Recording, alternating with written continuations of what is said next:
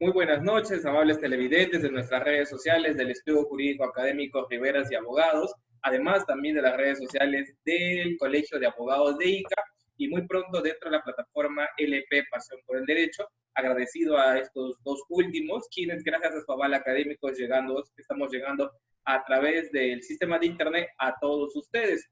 Muy buenas noches. Hoy, 26 de abril del año 2020, continuando con los conversatorios jurídicos, en la temática como hemos venido teniendo esta semana, hemos tenido hoy día un invitado de lujo, que es el doctor Marlon Gutiérrez de la ciudad de Ica, justamente. Y para eso, antes de entrar a conversar con él, vamos a darle una breve introducción, como ya lógicamente estamos acostumbrados en los conversatorios que estamos teniendo en estos días. Marlon Gutiérrez es egresado es abogado por la Universidad Nacional San Luis Gonzaga de Ica, es estudios de maestría en ciencias penales también por la Universidad San Luis Gonzaga de Ica, autor de diversos libros en artículos de derecho penal, procesal penal y derecho penal ambiental. Además, es docente investigador, jurado y ponente en diversos congresos nacionales e internacionales de derecho penal, procesal penal y criminología, asesor principal del taller de dogmática en derecho Oramum Causas Melius. Además, paz docente en la Universidad Privada Filial del Norte, en sede en Lima.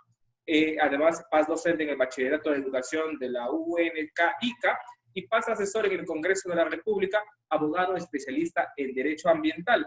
Y además, déjenme aumentarles esto, un gran amigo que nos hemos unido dentro del Congreso Nacional de Derecho Penal y Criminología, que se realiza cada año a través de todos los años y es una tradición jurídica en todo el Perú. Muy buenas noches, Marlon. ¿Cómo estás? Muy buenas noches, Lee. Saludo desde la ciudad de Ica.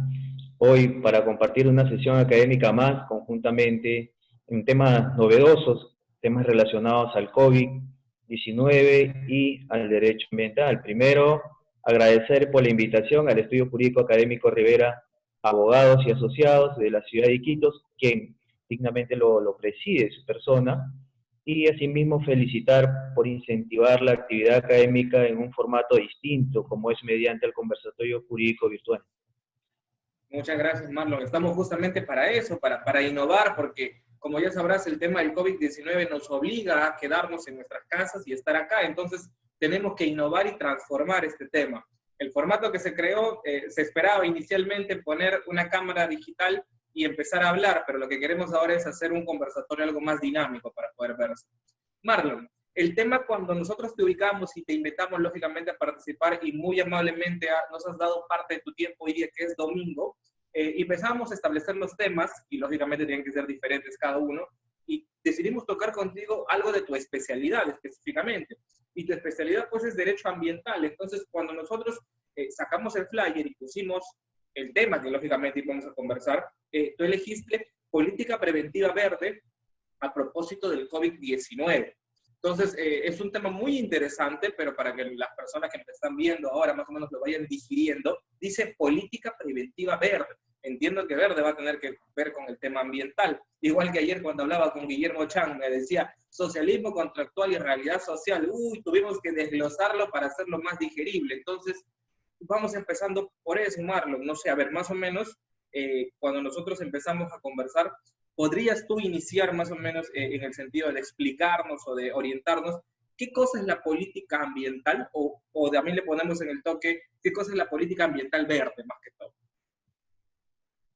Sí, efectivamente, la política preventiva verde a propósito del COVID-19, primero debemos empezar a establecer consideraciones generales. Como bien es cierto, el Decreto Supremo 044-2020, que declara el estado de emergencia nacional por las graves circunstancias que afectan la vida de la nación a consecuencia del brote del COVID-19, a ello, aunado a ello, el secretario general de la ONU, Antonio Guterres, nos indica de que la pandemia del COVID-19 se convierte en una prioridad inmediata del mundo. Sin embargo, no debemos dejar de prestar atención a la crisis climática, esto es que la pandemia del COVID-19 ha reducido considerablemente la contaminación del aire y las emisiones globales de gases de efecto invernadero. Por eso es que la contaminación del aire es un asesino global. En el mundo, 8 millones de muertes al año. En Latinoamérica, 50.000 personas mueren prematuramente en la región debido a la contaminación del aire causada principalmente por la gran cantidad de vehículos y la baja calidad de los combustibles. La pandemia también ha generado un debate sobre la contaminación atmosférica. En China, para controlar la propagación del COVID-19 y minimizar el número de casos críticos, viene trabajando con medidas preventivas en el sector salud y en el medio ambiente. En el medio ambiente, ¿qué es lo que busca? Mejorar la calidad de aire. Y justamente este trabajo de investigación que he desarrollado para poder dar una ponencia con relación a ello, como preámbulo, la Universidad de Harvard ha establecido de que los pacientes de COVID en áreas de Estados Unidos, donde que existen altos niveles de contaminación de aire antes de la pandemia, tienen una probabilidad de morir por el virus que los pacientes en áreas de países con aire más limpios. Por eso es que existe una doble probabilidad, como en el caso de Lima, ¿no? A mayor contaminación, a mayor contagios y muertes por el COVID. Por eso es que el Estado peruano no ha establecido un plan de prevención ambiental post-cuarentena, donde la sobreproducción de las empresas harán que se duplique la contaminación ambiental a un corto plazo. Por eso es que las políticas preventivas verdes es que va a prevenir que a futuro las empresas, al generar una sobreproducción, generen una sobrecontaminación. Hablamos de un post-cuarentena, es decir, posterior a la cuarentena. Ahí viene la pregunta, ¿qué se va a hacer después de la cuarentena? ¿El Estado ha establecido unas políticas preventivas adecuadas o no? Y entre otras interrogantes que seguramente iremos desarrollando a través de la entrevista, y bueno, estoy algunas interrogantes por parte de tu persona. Claro que sí, definitivamente. Mira qué interesante lo que tú nos has planteado. Generalmente cuando hablamos de COVID estamos hablando netamente de la pandemia en sí en este momento, lo que nos obliga pues a quedarnos en nuestra casa y evitar el tema del contagio directo. Sin embargo, tú nos has planteado, además de las condiciones de la población vulnerable, que ya sabemos quiénes son los pacientes con diabetes, con hipertensión, con obesidad, problemas cardíacos, problemas pulmonares, ¿no es cierto? Tú nos has planteado un escenario distinto en el cual se establece también que muchas veces las condiciones del ambiente, es decir, del aire más contaminado en algunas zonas, es un factor también para que estas personas en las cuales viven ahí también sean más propensas a enfermarse de mayor gravedad con el COVID, que es lo que me estás diciendo a razón de este estudio que has podido encontrar, ¿no es cierto? Efectivamente. Ya, entonces, a razón de esta situación del estudio, como tú lo has planteado, hay una cosa muy interesante que nos has dicho, y no lo hemos pensado. Al terminar el proceso de pandemia, y va a haber una post-cuarentena, como tú lo has dicho, las empresas van a tener que definitivamente, por así decirlo, ponerse al corriente. Y como todo este tiempo han estado paralizadas, van a empezar a producir en mayor cantidad. Entonces, al producir en mayor cantidad, tienes razón, no lo había visto desde ese punto. Van a producir mayor contaminación. Y lógicamente lo que ahora estamos viendo, que la contaminación está minimizándose, no reduciéndose, va a volver a aumentar y en una forma totalmente masiva. Y tienes toda la razón. Y frente a esto, Marlon, tú me podrías más o menos indicar, más o menos entendería que para poder evitar esto, el Estado debe establecer una política preventiva ambiental, ¿no es cierto? Es por el lado por donde debe ir el Estado para regular eso. Entonces, más o menos, ¿cuál podría ser, por ese sentido, la política preventiva ambiental por donde debería dirigirse esto? ¿O cuál sería la idea para esto que podría hacerse en un escenario post-cuarentena para conservar el tema del medio ambiente? Bueno, para que se haga más dinámico, primero hay que establecer consideraciones conceptuales básicas. Ya, muy bien. Inicialmente, las personas deben conocer que una política ambiental son acciones del gobierno que toma para cuidar o proteger el medio ambiente, como resultado de interacción de los intereses políticos, económicos y sociales para conservar las bases naturales de la vida humana y conseguir un desarrollo sostenible. A ello también tendríamos que agregarle qué es una política preventiva ambiental. Son un conjunto de acciones de prevención, de control, atenuación, restauración, compensación e impactos ambientales negativos que se dan por el desarrollo de determinados proyectos, con el fin de asegurar un uso sostenible de los recursos naturales y de la protección ambiental. Ahora, ¿cuáles esos mecanismos para poder, qué se requiere para el diseño de una política preventiva, ¿no? Verde, ¿no? primero, incluir diferentes discursos, análisis y visiones del mundo, es decir, ver qué es lo que se está desarrollando en otros mundos, qué planes preventivos han desarrollado y si han tenido éxito, ¿no? Y ello adecuarlo a nuestra realidad social. Segundo, incluir a los diferentes grupos del país en la participación del proceso de formulación de políticas públicas como nuevas alternativas que están presentes en las culturas de los diferentes grupos étnicos, culturales y políticos. Es decir, dejemos de lado el discurso tradicional y abrazar un discurso participativo y alternativo. Muchas veces quienes elaboran este plan preventivo son profesionales solamente de escritorio, pero nunca han ido y se han topado con una realidad distinta que tiene la costa, la sierra, la selva, y establecer políticas eficaces. Por ello es que también debemos crear una institucionalidad fuerte, es decir, tener políticas que inviertan en la calificación, que consideren un extremo dañino y la consideración de quienes son los sujetos responsables de esa conducta. Recordemos que el éxito de la política preventiva depende de la solidez en su ejecución y defensa. Asimismo, y por último, debemos promover el desarrollo de la unidad de cumplimiento, que en términos clásicos lo conoce la gran mayoría de los abogados como el compliance, pero adecuándolo al tema ambiental. Estaríamos hablando del compliance ambiental, pero en nuestro país el compliance es de manera facultativa, es decir, si yo quiero como empresa minera lo cumplo y si quiero no. Sin embargo, el Estado debe apostar de que el compliance ambiental se ejecute de forma obligatoria en todas las empresas mineras. ¿Qué va a permitir? Pues, ¿qué es el compliance? Para poder redondear la idea, es un programa específico y eficaz para la prevención del delito, como un conjunto de medidas dirigidas a la prevención, detención y reacción ante posibles delitos. Y asimismo, pues, la prevención y el control de otros fraudes, que va a permitir controlar otros fraudes, infracciones administrativas e irregularidades graves. Bueno, por eso es que el compliance ambiental debe ser de forma obligatoria en nuestro país. Por eso es que el Estado debe establecer ya mecanismos, formas o medidas preventivas para tratar de controlar esa sobreproducción que pueden generar las empresas. Y al ver una sobreproducción, efectivamente va a haber una sobrecontaminación, y en un corto plazo regresaríamos al estado contaminado, a una sociedad contaminada, y más aún, incluso podríamos agravar esa situación. Claro, definitivamente. Entonces, si tú me dices, perfecto, tienes toda la razón. Si vamos necesariamente por el tema de un compliance ambiental que no es obligatorio ahora, claro, sería una de las mejores políticas ambientales que podría establecer el Estado. Pero lógicamente creo que eso depende obligatoriamente del poder legislativo, ¿no es cierto? Quienes establezcan pues una norma imperativa. Eso es necesariamente. ¿Existe algún proyecto o alguna situación que se esté manejando ahora?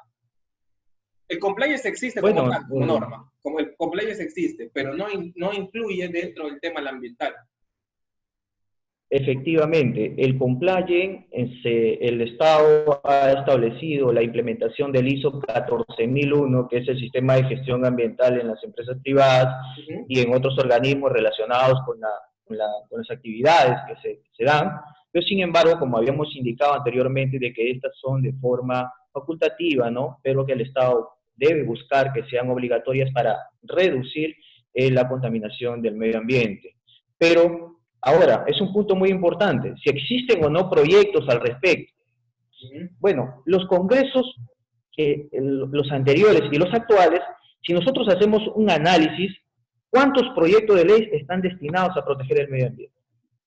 Yo he elaborado en el Congreso, he sido asesor, y la gran mayoría de ellos no le presta importancia. Y yo considero de ellos de que quizás, quiero yo imaginarme que sea por falta de especialidad o de conocimiento de los asesores, porque los asesores son los quienes elaboran los proyectos de ley. Pero sin embargo, en los congresos que han pasado y los que están ahora, los parlamentarios, ni siquiera el 1% en proyectos de leyes destinados a la protección del medio ambiente, tanto como prevención o como sanción. Sin embargo, vienen dando normas populistas, como penas de muerte, a sabiendas de que no se puede aplicar en nuestro país, pero aún así elaboran esos proyectos populistas que ya la gente ya no es, como puede decir, ¿no? Ya se da cuenta rápidamente de que pretenden ser engañados por este tipo de politiquería, porque no es una política sana, que en beneficio de la población. Perfecto. Ahora, si obviamente el Estado establece políticas ambientales para dirigir y para prevenir esta situación, ¿qué sucede si realmente, bueno, en la práctica debería darse, pero qué sucede si el Estado no elabora políticas ambientales o aún así elaborándolas, estas se incumplen y lógicamente se conlleva a la consecuencia de la concurrencia de un delito de naturaleza ambiental? Cuando conversábamos, aparte, tú me hablabas y comentábamos un tema de la criminalidad verde, ¿no es cierto? Tú me indicabas eso más o menos. Esa situación, ¿por dónde va más o menos? O la criminología verde, ¿por dónde va esa situación? Sí, efectivamente, la criminología verde es el enverdecimiento de la criminología, lo cual fue incorporada en primer lugar por Lynch, y ello buscaba crear una sociedad humanista y oponerse a la destrucción del medio ambiente. ¿Ya? Pero sin embargo, la criminología verde lo que busca es, lo que deja de lado es el crimen, deja de lado el delito, no le presta mucha importancia, por decirlo así, y se enfoca más en el daño ambiental. Por eso es que en nuestro país nosotros abrazamos lo que es una postura antropocéntrica, ¿no? ¿Ya? Dejando de lado la ecocéntrica. Deberíamos ya evolucionar y cambiar a una postura ecocéntrica donde que se respete también el medio ambiente, el ecosistema, donde que el agraviado en los delitos ambientales no solo sea el Estado, sino también las comunidades campesinas, nativas y entre otras que se consideren afectadas. Hacer el uso, debemos evolucionar, darle ponerlos como en eje central en este tipo, ¿no?, de contaminación cuando se inicia un proceso penal, por ejemplo. Uh-huh. Además, cuando nosotros hablamos de contaminación ambiental, no solamente nos basamos a la contaminación del aire, del agua, nos basamos en todos los tipos de contaminación existentes. Contaminación sonora, contaminación visual, ¿no es cierto? En todos los tipos. Y tienes toda la razón, cuando la pandemia termine y cuando hay un tema post-pandemia, la gente por correr y nivelarse al momento de paralización va a generar un sobreexceso de trabajo y de producción y eso va a traer más contaminación. Eso es lógico. Ahora, dentro de este contexto, cuando íbamos conversando también, Marlon, tú me indicaste una situación puntual.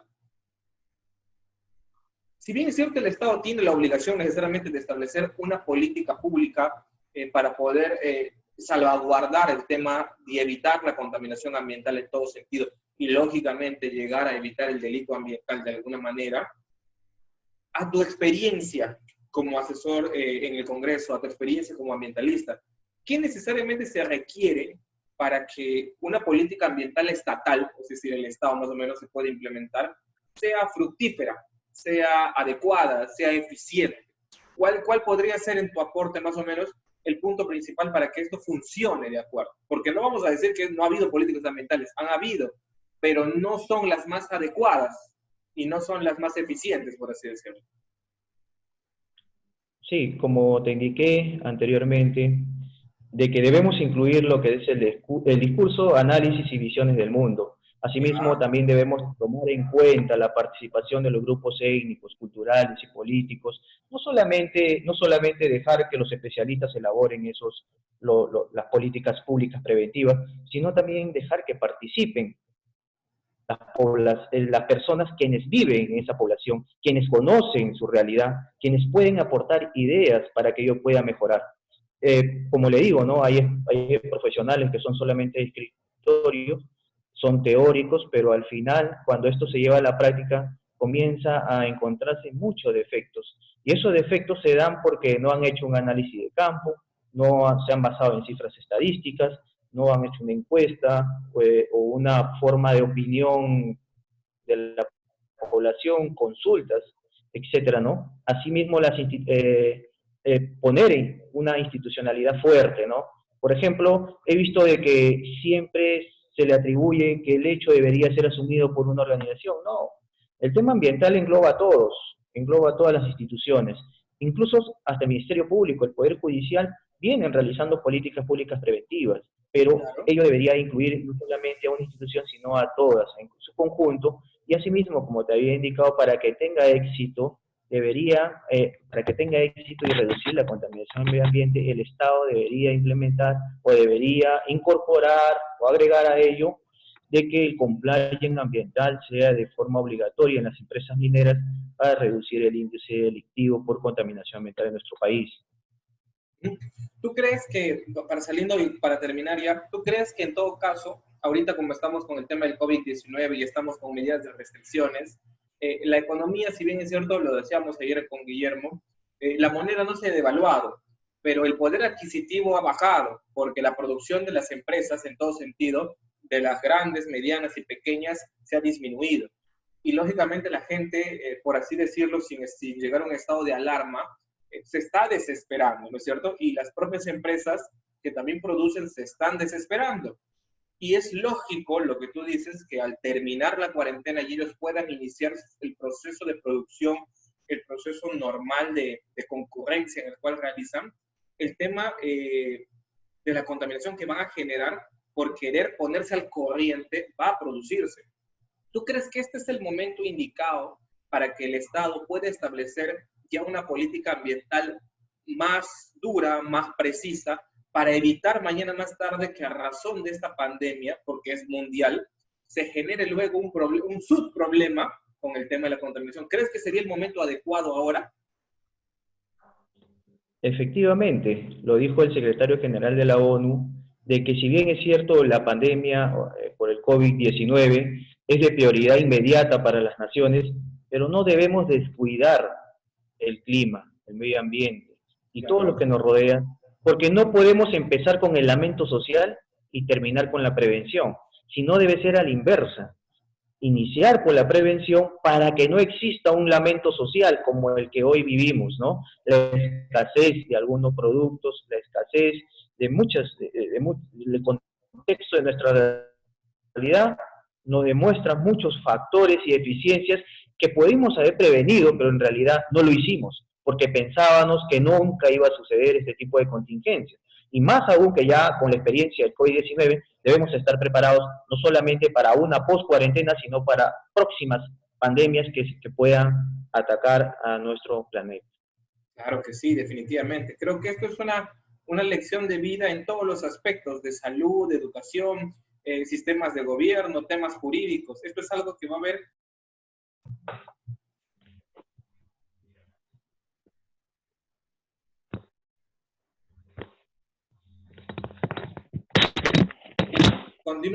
Continuamos. Ajá, ya. Ahora, definitivamente, sí, continuamos. Ajá. Ahora, continuando con la situación ahora para terminar, llamarlo, dado, comprenderás que Iquitos es una ciudad en la cual es un poco dificultoso poder tener acceso a las conversaciones. Para terminar, agradecido por los temas, pero unas pequeñas palabras, alguna situación de un mensaje netamente a los abogados, no solo de Iquitos ni de Ica, sino en general a todos los que nos están viendo, estudiantes de Derecho, en los cuales se conectan todos los días para tratar de conversar temas del aspecto jurídico que nos muestran esto, el cambio que estamos teniendo definitivamente, pero lógicamente es un poco complicado porque estamos debatiendo sobre temas jurídicos cuando hay personas muriendo, cuando hay temas que están pasando, pero no hay que perder el norte, hay que continuar porque el mundo sigue funcionando y sigue moviéndose. ¿Algunas palabras de tu parte para todo este contexto que está ocurriendo? Así es, Lee. Bueno, espero, unas palabras que les puedo dirigir a ellos en concreto es que espero que esta cuarentena haya sacado el lado más humano de cada uno de ellos.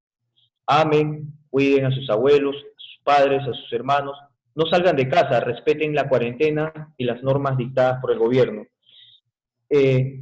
Pronto ya pasará esto y todo volverá a la normalidad. Manténganse en casa, vuelvo a repetir, y cuiden a su familia. Definitivamente, algo totalmente conciso y preciso para poder saber en el sentido.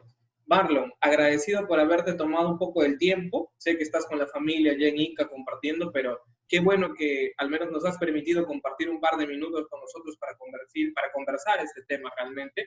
Es agradable siempre saber que, así como en Iquitos, en Ica, en Lima, en Trujillo, en otras partes, hay personas que también están preocupados y gracias por ayudarnos de alguna manera a mitigar el problema del estrés que están viviendo muchos jóvenes y muchos abogados que están en sus oficinas y en sus casas, y esta es una alternativa para ayudarlos a tranquilizar o minimizar el problema de la pandemia.